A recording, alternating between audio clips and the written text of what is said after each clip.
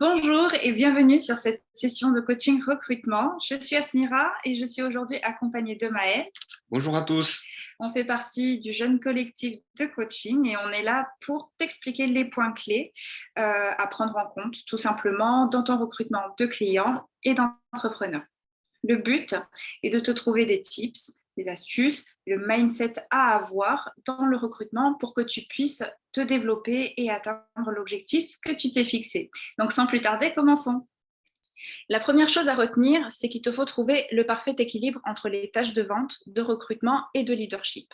Dans ton organisation, si on reprend par exemple point par point rapidement, les tâches de vente, ça va être par exemple la finalisation d'une vente auprès d'un client, le suivi de cette vente auprès de ce client, voir auprès de lui la réception de ses produits, ce qu'il en a pensé, comment il a vu que la commande elle s'est déroulée, combien de temps ça a pris par exemple pour être livré.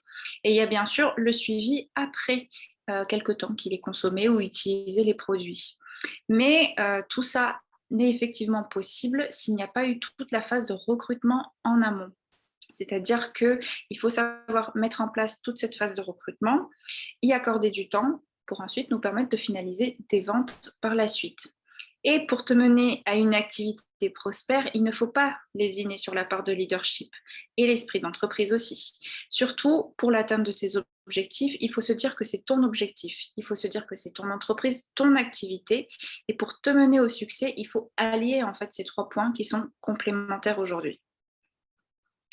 Pour bien recruter, il faut trouver la bonne attitude, bien évidemment. Parce que quand tu débutes dans une activité telle que le marketing de réseau, tu peux avoir certaines craintes. Et oui, tu peux penser à des insécurités, mais tout ce qu'il te faut retenir, c'est que ta volonté est plus forte que ça.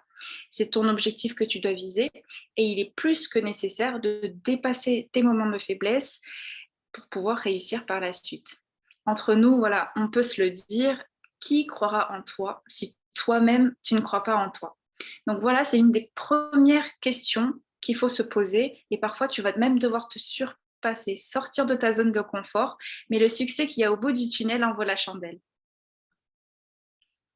Une fois que tu as trouvé cette bonne attitude, il faut que tu gardes en tête ton esprit d'entreprise. Voilà, il faut approcher les gens avec une opportunité. Cette opportunité, c'est celle que tu as saisie. Et puisque tu as toi-même défini tes propres objectifs, pourquoi ne pas la proposer aux autres? Tu dois être courageux, tu dois être fier de ce que tu fais parce que c'est comme ça que la personne en face ressentira ton enthousiasme et verra que tu es vraiment là pour lui faire part d'une opportunité qui pourrait lui changer la vie. Il y a un point qui reste très important, c'est l'entretien et le développement de ton réseau de relations. Que ce soit des relations déjà établies, c'est-à-dire des relations amicales, des relations avec un groupe de connaissances avec lequel tu fais régulièrement des activités, avec lequel tu partages par exemple des intérêts en commun.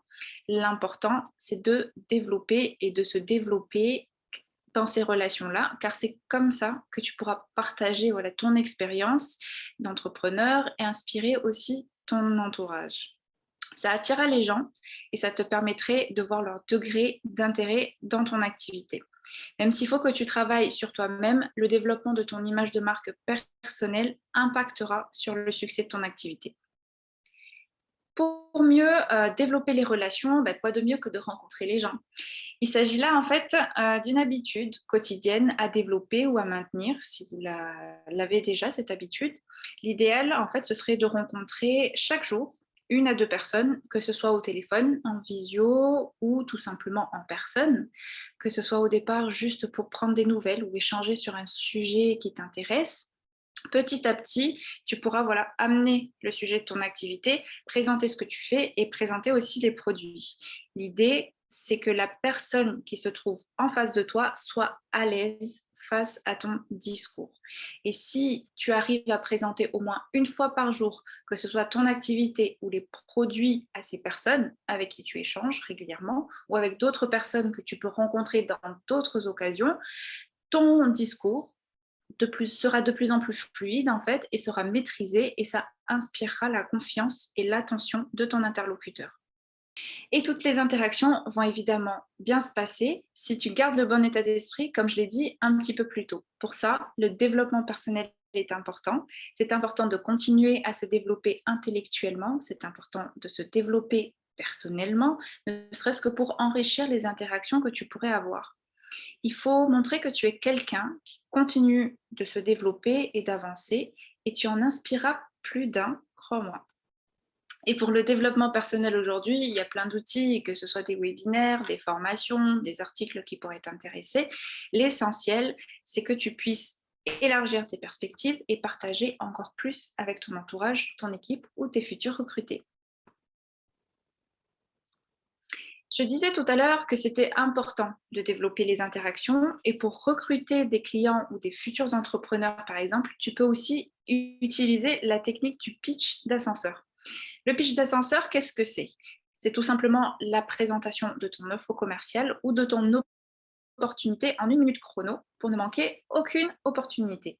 C'est évidemment un pitch que tu dois travailler en amont et surtout, il faut l'essayer, l'adapter si besoin en fonction de ton interlocuteur et il faut tout simplement qu'il soit clair, net et précis. Et c'est pour tendre la perche en fait à la personne qui a en face de toi, mais il faut que tu puisses penser à préparer en amont un mail, un message par exemple, avec de la documentation, des liens ou des brochures qui viendront développer ce pitch-là et que la personne pourra consulter par la suite. Donc, tu dois pouvoir présenter ton activité ou ton offre commerciale en 1 minute, mais aussi, il faut que tu sois un bon conteur, que ce soit un conteur d'anecdotes qui te sont réellement arrivées personnellement dans le cadre de ton activité, des anecdotes avec les membres de ton équipe ou encore par rapport aux produits ou au plan de commissionnement. Il faut savoir que le réalisme de ces anecdotes sur tes expériences va permettre de partager et de susciter une émotion chez les personnes à qui tu t'adresses. C'est des faits ou des anecdotes qui pourront marquer les interlocuteurs plus qu'une simple présentation rapide sur les produits ou sur l'opportunité que tu proposes. Parce qu'ils vont se rappeler de ces anecdotes et par conséquent, ils vont se rappeler de ton activité aussi. Donc voilà les éléments que vous pouvez prendre en compte et développer dans le recrutement pour ma part. Et toi, Maëlle, qu'est-ce que tu peux nous proposer d'autre? Merci Yasmira pour cette présentation sur le bon équilibre à avoir entre le leadership, le recrutement et les ventes. Alors moi, si je peux commencer par te donner un conseil ou une astuce dans le recrutement, c'est tout simplement de poser des questions et d'écouter avec enthousiasme. L'écoute pendant l'entretien de recrutement est la clé pour découvrir sincèrement ton contact. Il faut trouver le bon dosage entre écoute et évaluation. Parce que si tu dois avant tout être à l'écoute d'une personne, tu dois aussi veiller à collecter les bonnes informations, celles qui te permettront de forger une opinion objective sur l'adhésion de ton contact. Je suis là pour justement t'apporter quelques clés pour écouter efficacement tes contacts lors d'un échange et améliorer la qualité de tes recrutements. Il faut toujours garder en tête dans un premier temps que l'objectif d'un échange avec ton contact est de mieux le connaître pour mieux l'évaluer et en savoir plus sur son pourquoi. Le but de ce moment d'échange est donc de collecter de l'information. Il n'y a pas de recette miracle pour adopter une posture d'écoute parfaite, mais certains comportements peuvent aider à mieux écouter. Il est par exemple indispensable d'écouter ton contact jusqu'au bout, donc de ne pas le couper dans son élan ni dans ses explications sous prétexte que tu t'es déjà forgé une opinion en quelques secondes, ce qui serait le meilleur moyen de te tromper sur son pourquoi, justement. Donc, la qualité de l'entretien dépendra également de la qualité des questions que tu poseras. Et si tu poses peu de questions ou des questions à faible valeur ajoutée, ne permettant pas à ton contact de se révéler finalement, mais vous passerez tous les deux à côté d'un véritable moment d'échange. Toi, comme ton contact, seront alors frustrés de cet exercice qui sera finalement raté, malheureusement. Et enfin, une autre clé que je te disais à l'instant et que je peux te donner est de garder une réceptivité et un enthousiasme optimal lorsque tu échanges avec ton contact. Sois hyper énergique, positif, garde toujours le smile parce que même au téléphone, on peut l'entendre. Ça s'entend, je te l'assure. Alors, assure-toi que les gens autour de toi se sentent à l'aise et entourés d'un ami bienveillant, tout simplement. Et maintenant que tu as les clés pour pouvoir mener un échange efficacement avec n'importe qui, ou je dirais plutôt certaines clés, il te faudra déterminer tes objectifs de recrutement. Parce que comment tu veux obtenir quelque chose si tu ne sais pas avec précision finalement ce que c'est. Il te sera très difficile d'y arriver de cette façon et tu seras découragé assez rapidement.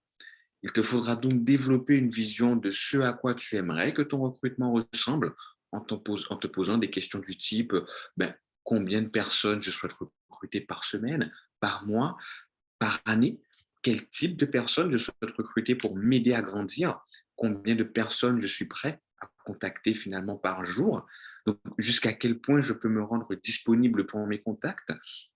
Donc le but, tout simplement, une fois que ton objectif est défini, est de le décomposer lui-même en micro-objectifs que tu pourras mettre en œuvre et gérer à tout moment. Tu verras ensuite de toi-même que ces micro-objectifs deviennent gratifiants par rapport à leur lien direct avec la vision que tu as définie au départ.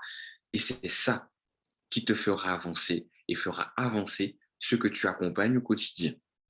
Et comme point de départ pour t'accompagner dans ton recrutement, tu as à ta disposition dans ton guide du succès que tu connais très certainement bien aujourd'hui, ben, une liste de contacts possibles afin que tu puisses lister tes propres contacts. Est-ce que tu savais d'ailleurs que chacun de nous connaît en moyenne 500 personnes ou plus, de près ou de loin? Je t'invite à réaliser cet exercice pour t'en rendre compte par toi-même. Tout le monde ne sera bien entendu pas intéressé, mais ils devraient tous savoir ce que tu as à offrir. Et chacune de ces personnes pourrait recommander d'autres personnes qui pourraient être intéressées. Donc, pour t'aider à rendre cette liste plus qualitative, tu pourras même utiliser un système de notation en attribuant jusqu'à 5 étoiles à ton prospect selon qu'il réponde à certains critères comme ben, est-ce qu'il peut se le permettre, est-ce qu'il est insatisfait par sa situation actuelle, est-ce qu'il est ambitieux, est-ce qu'il a une image positive de lui-même, est-ce qu'il m'apprécie. Donc, tu verras que cet outil, pourtant très simple à première vue, ben, peut s'avérer très efficace. Un autre aspect fondamental, bien entendu, dans ton recrutement, est d'apprendre à conclure en douceur, mais fermement. Donc, sois donc prêt quelque part à regarder ton prospect dans les yeux et à lui demander ben, de s'inscrire maintenant, tout simplement, à lui demander ben, à quelles questions finalement tu pourrais répondre pour qu'il se décide à rejoindre ton équipe aujourd'hui. Il faut réussir à leur faire prendre une décision suite à ton échange ou une présentation, qu'elle soit positive ou négative, mais attention, sans les brusquer. Donc, ceci dit, ta liste de contacts ne se limitera absolument pas à ton entourage, car tu le sais comme moi, il existe de nombreuses façons de trouver des personnes, notamment via les réseaux sociaux, et qui ont des problèmes que tu peux aider à résoudre, donc que ce soit dans le domaine de la santé, de la recherche d'emploi par exemple. Alors n'hésite pas à utiliser tous les moyens possibles mis à ta disposition pour enrichir ta liste de contacts. Je vais maintenant te parler rapidement d'une petite illustration de l'iceberg que tu connais certainement. Comme tu peux le voir, la pointe visible de l'iceberg illustre le succès que tout le monde verra et la face cachée, tous les efforts que tu as produits pour atteindre ce succès et que personne ou très peu de personnes le voient, que très peu de personnes voient finalement. Donc, illustration très classique, mais moi, ce qui m'intéresse effectivement, c'est cette face cachée qui montre que tu as bien déterminé tes objectifs, que tu as mis en place des micro-routines qui impactent ta vie de jour en jour, de semaine en semaine et de mois en mois. Et ça s'apparenterait finalement à un grand programme qui te permettrait d'atteindre le succès. Mais la règle d'or avec ce programme est qu'il ne doit pas ressembler à une prison, mais il doit plutôt te permettre d'avoir des journées que tu désires et avec un bon rapport responsabilité et récompense. Ce qu'il faut retenir, c'est donc que tu n'atteindras pas le succès du jour au lendemain dans ton recrutement. Il faudra que tu sois pour cela toujours présent et pertinent à travers ton programme, le réajuster si besoin. Donc, en moyenne, tu as besoin d'au moins 7 à 20 interactions avant que quelqu'un soit prêt à te rejoindre. Il faudra donc que tu puisses maintenir un contact régulier via les SMS, les médias sociaux, les emails personnalisés, les appels téléphoniques, etc. Mais n'oublie pas qu'il ne faut jamais appliquer trop de pression. Pas de vente forcée. Chaque interaction doit laisser une impression positive avec ton interlocuteur. Et le plus important dans tout cela, c'est qu'il ne faut pas te décourager. Car le plus souvent, plus tu parleras à des gens, à du monde, plus tu auras des résultats significatifs. Il n'y a donc pas de solution unique pour réussir à recruter ton équipe et tes clients. Tu devras choisir la voie qui te convient le mieux en fonction de ton programme et tes objectifs. Mais surtout, et ça pour moi c'est le plus important, reste fidèle à toi-même. Les personnes partageant les mêmes idées que toi et ambitions que toi, il y en a, il y en a, et elles afflueront naturellement vers toi. Je pense que c'est d'ailleurs je pense que c'est d'ailleurs, hein, c'est d'ailleurs le moment, quelque part, idéal de parler de cette incroyable offre Cérule réservée aux jeunes entrepreneurs de moins de 30 ans. Donc, si tu souhaites en savoir plus sur l'ensemble de nos offres au-delà de cette offre jeune, n'hésite pas à prendre aussi contact avec nous pour les découvrir via les coordonnées que tu pourras voir dans la slide suivante. Tu verras, ils seront vraiment très ravis de pouvoir répondre à toutes tes questions. Cette formation touche à sa fin et j'espère qu'Asmira et moi avons pu t'apporter un minimum de clés pour pouvoir aborder le recrutement avec plus de sérénité. Je te dis à très bientôt.